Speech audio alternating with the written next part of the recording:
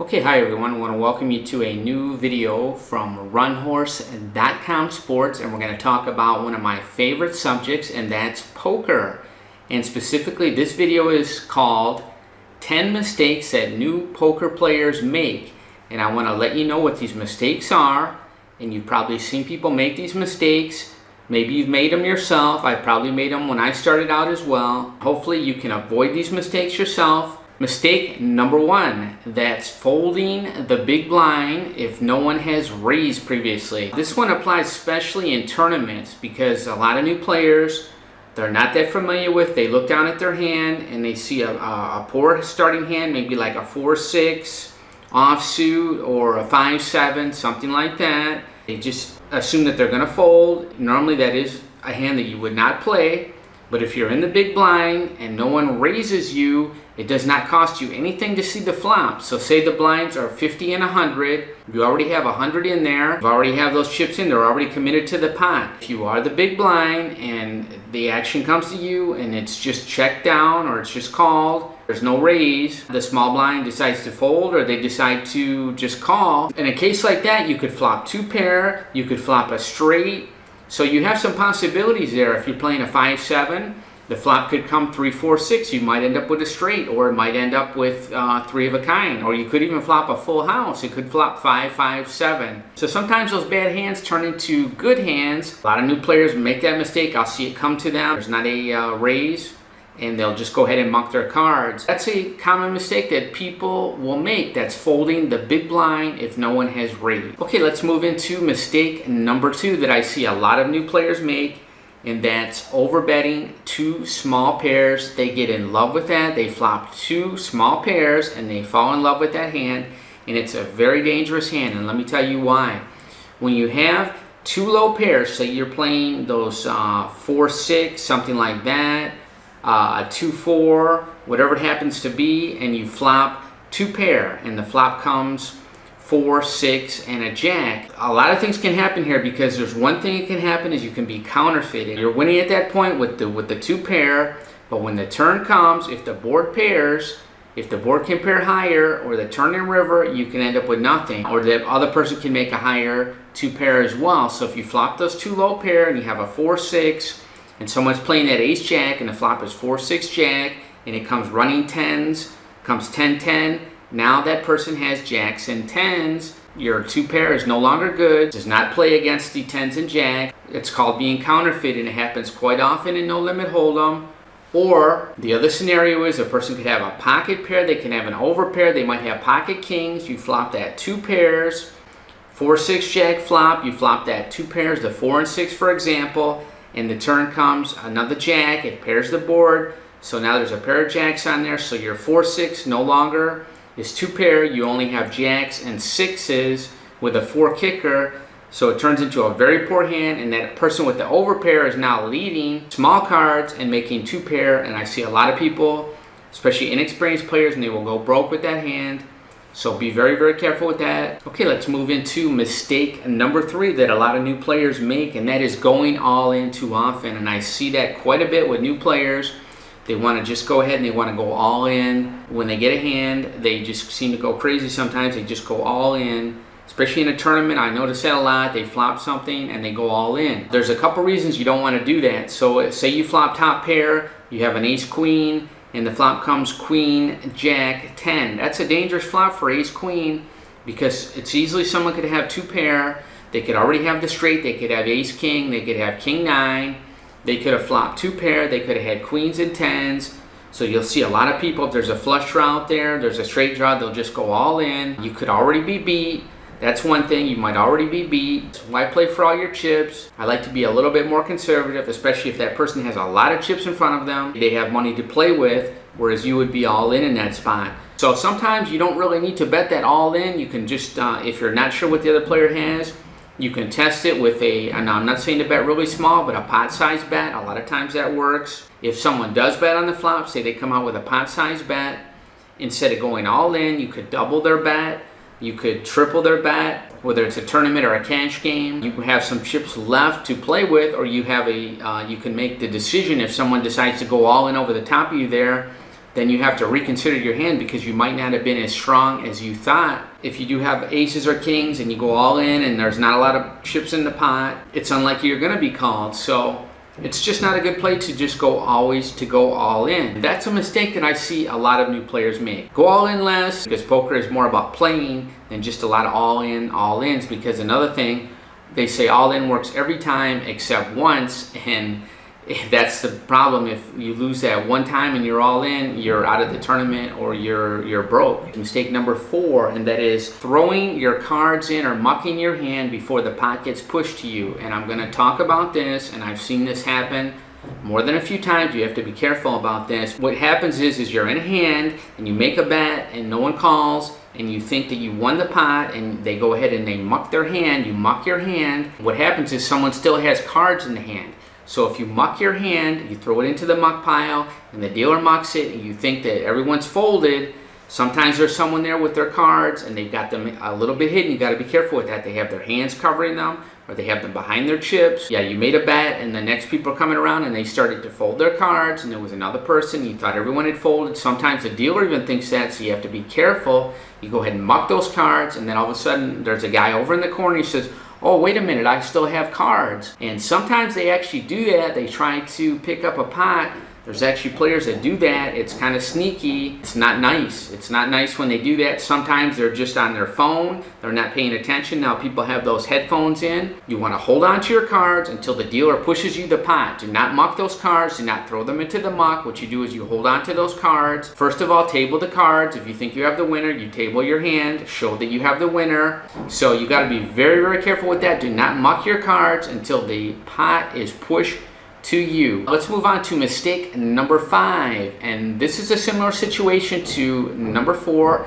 It could be a little bit similar, but this is not capping your cards, and I'm going to tell you why this is very, very important. You either put a chip on top of your cards, or they have a little bit of a card protector, they call them, and some people, they even collect these card protectors. You could have a little figurine. Some people like to put that there. Sometimes it's like you'll see people with really fancy ones. I see people with like gold coins. Sometimes they'll use those to put on top. Something lucky, could be a rabbit's foot. Something has to be kind of small. It can't be larger than the cards.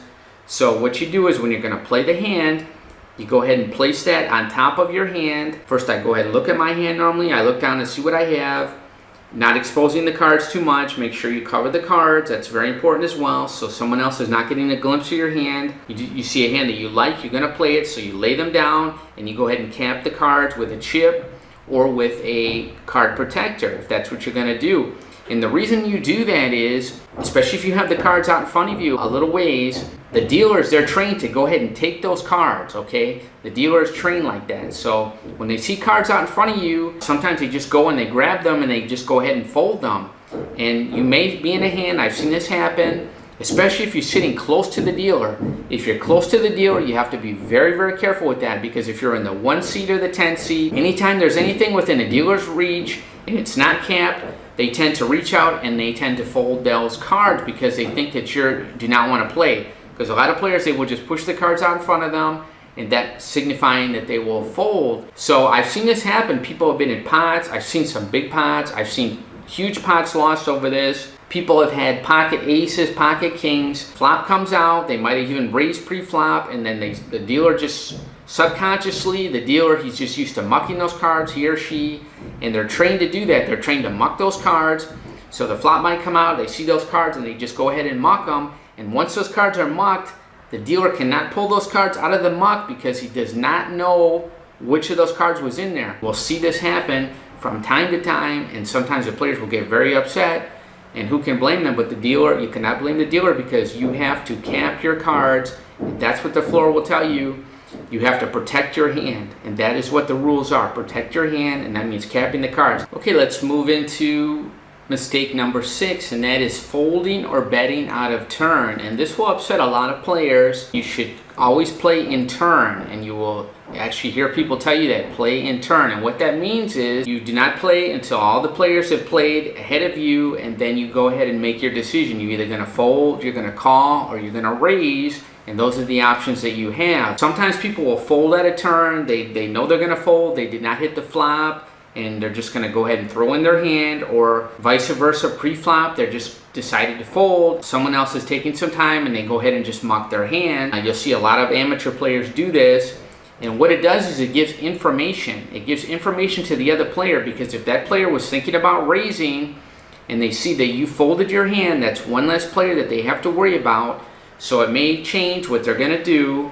And especially if it's in late position and there was a person, you're close to the blinds, and there was no one else, and I was going to raise, say, ahead of you, and I saw you mucking your cards, throwing them in. Now I have a better chance of stealing the blinds because I know I don't have to go through that. It's one less person I have to go through. Someone has been already raised and they're going to re-raise. There's another player thinking about re-raising, and they see you go ahead and fold your hand. They know they have a better chance, or one less player they have to worry about. So all the time you're giving information, and that's what poker's about. It's about information. So you have to be careful. It's very bad etiquette if you do it. So if you find yourself doing this a lot, you will upset certain players at the table. I know I don't like it because it can actually change the way that the hand is played. Now the other scenario is you raise out of turn. So say someone is ahead of you and they're thinking about calling, and you go ahead and you're very excited, you have a very good hand. Happens a lot with inexperienced players. They have a really good hand, and that person next to you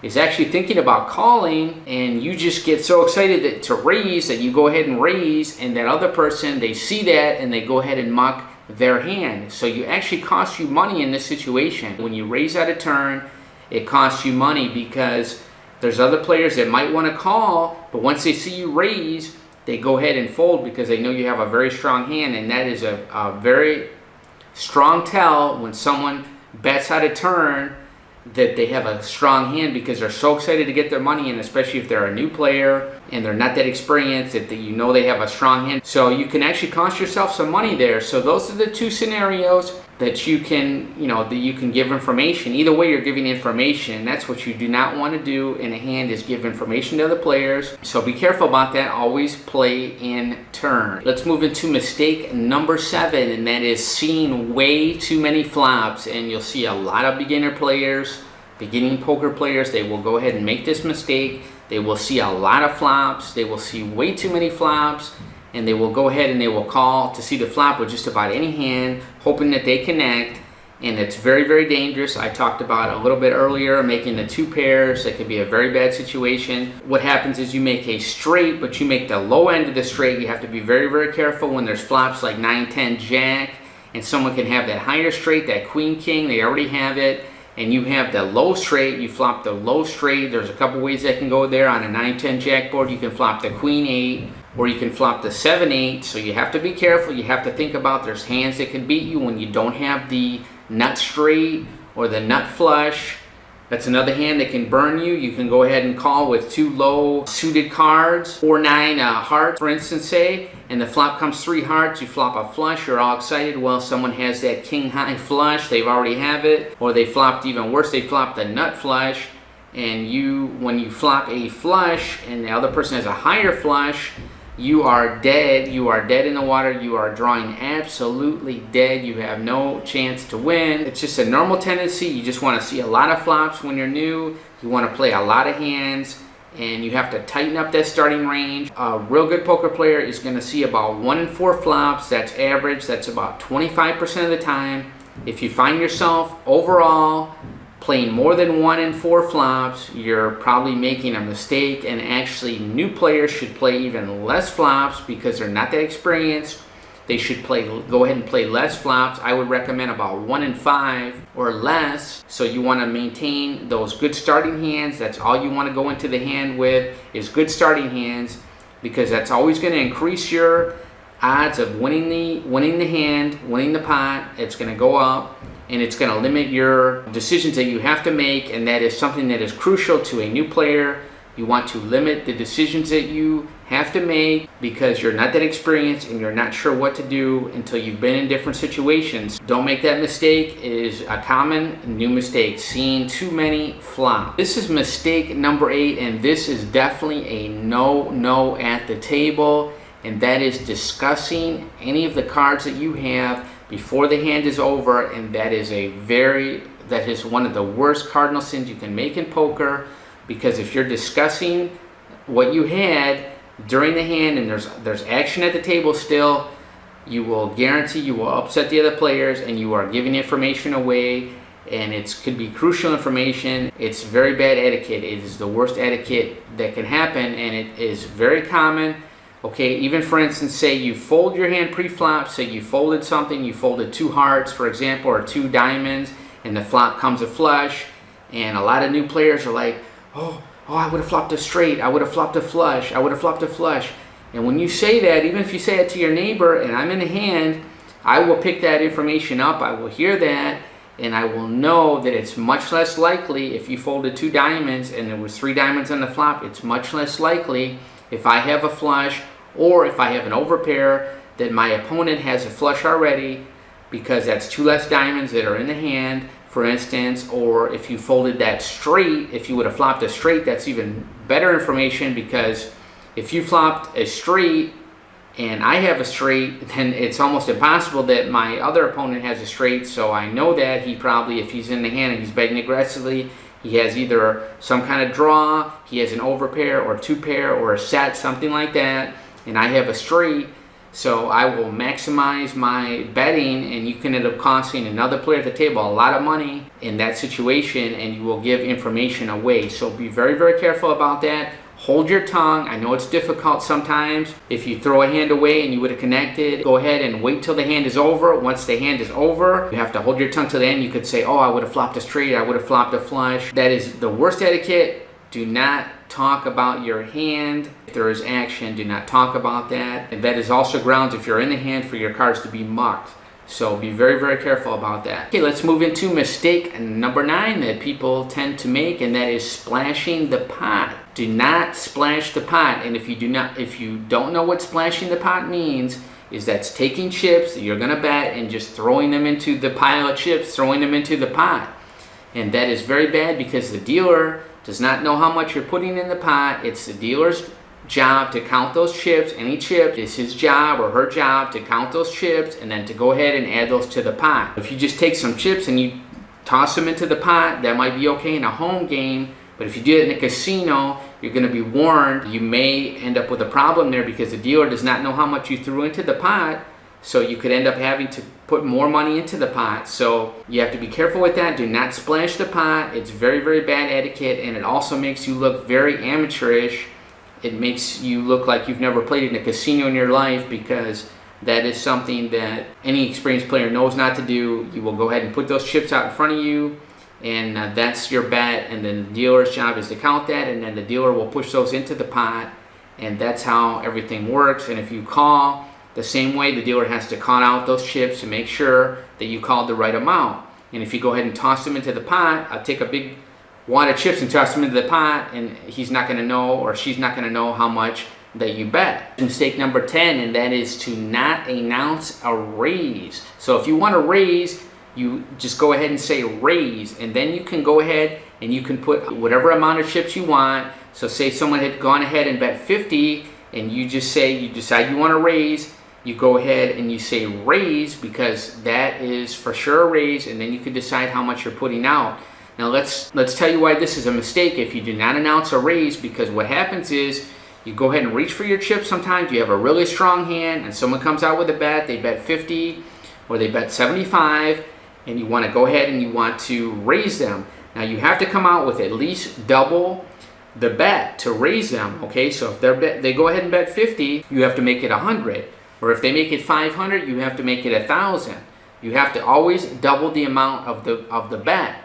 Okay, or the raise. So that is something to keep in mind in no limit Texas Hold'em poker. We're talking about no limit here. You have to double the amount of the raise for it to be a valid raise. Now what happens is, if someone bets 50 and you just bring out a stack of chips and you get too excited, it happens a lot with new players. They go ahead and bring some chips out and they want to raise, and once you come out with that stack of chips, that's what your bet is.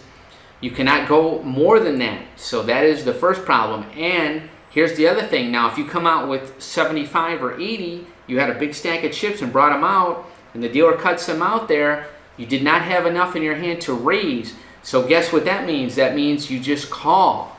That's the rule. Vice versa, if you come out with one large chip, if you come out with like a $500 chip and you bring it out there thinking that's a raise, you have to be careful about that as well, because if you didn't announce raise, it becomes just a call. And even if someone bet $10, for example, and you come out with a $500 chip, you're not betting 500, you're calling. That's what one chip means. When you throw in one chip into the pot, it means a call. And that's what it always means. And a lot of new players are not aware of that. So if you go ahead and someone bets 10 or 20 and you throw out a $100 chip, you think you're betting 100, you're not, you're calling. So you have to announce raise. If you announce raise and you throw a $100 chip in, then it's a raise, and the dealer will ask how much you want to raise, and you do not necessarily have to raise the whole 100. You can go ahead and say, okay, I want to raise 75, and the dealer will go ahead and make change for you. So if I want to raise, I have a good hand and my opponent bet, I will just say raise, and then the dealer knows I want to raise, and then you have time to think about how much you want to raise or cut out your chips, and you can go ahead and raise the amount that you want. You have to be careful also pre-flop.